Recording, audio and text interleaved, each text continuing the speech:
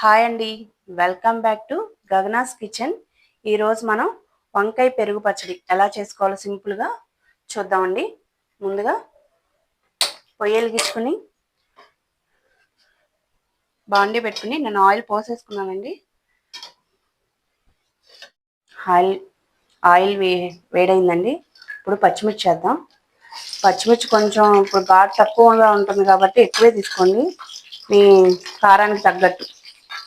ఒకసారి ఫ్రై చేసుకుందామండి. నూనెలో ఒక 5 నిమిషాలు ఫ్రై చేసుకోవాలి. పచ్చిమిర్చి ఇట్లా వేగింది కదండి కొంచెం. ఇప్పుడు వంకాయ ముక్కలు వేసేసుకోవాలి. దీనిలోనే వంకాయ ముక్కలు వేసేసుకోవాలండి.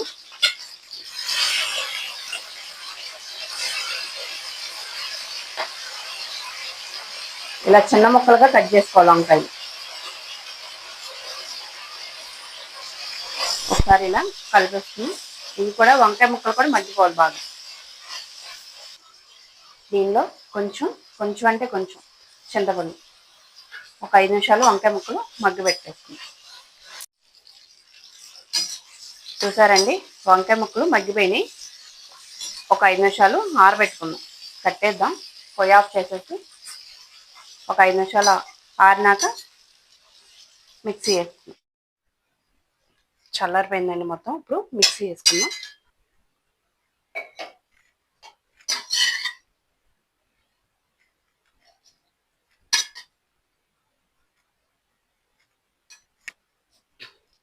ఎల్లిపాయలు వేసుకుందామండి.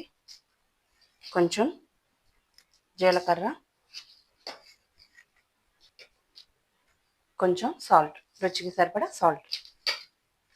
ఇప్పుడు మెత్తగా మిక్సీ పెట్టేసుకుందాం.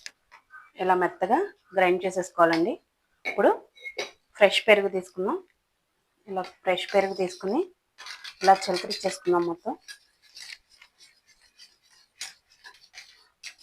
మొత్తం ఇలా చిలకరించేసుకోవాలి.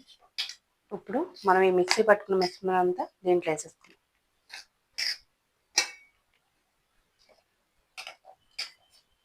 ఇలా వేసేసుకున్నాం కదండి. మొత్తం కలిపేసుకుని దీనిలో సన్నగా కోసిన ఉల్లిపాయ ముక్కలండి, ఒక 3 ఉల్లిపాయలు మీడియం సైజు వేసుకోండి. ఉల్లిపాయ ఎంత వేసుకుంటే అంత టేస్ట్ బాగుంటుంది.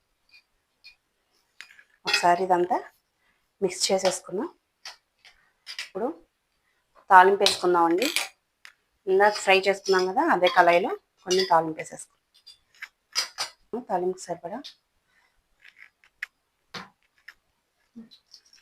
ఆయిల్ వేడైందండి. సాయిమినపప్పు, జీలకర్ర, ఆవాలు వేసేసుకున్నాం. ఆవాలు చిట్పట అయ్యేదాకా కలుపుకున్నాం.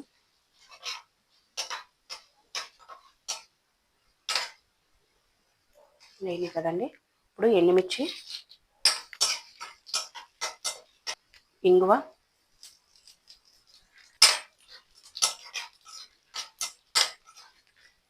కొంచెం కరివేపాకు వేగిపోయిందండి. స్టవ్ ఆఫ్ చేసి చిటికెడు పసుపు, కొంచెం కొత్తిమీర,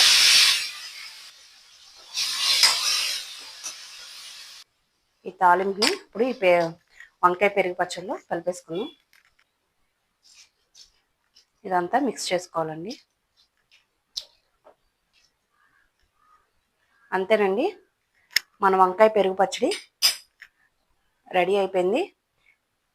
మీరు ట్రై చేసి ఎలా ఉందో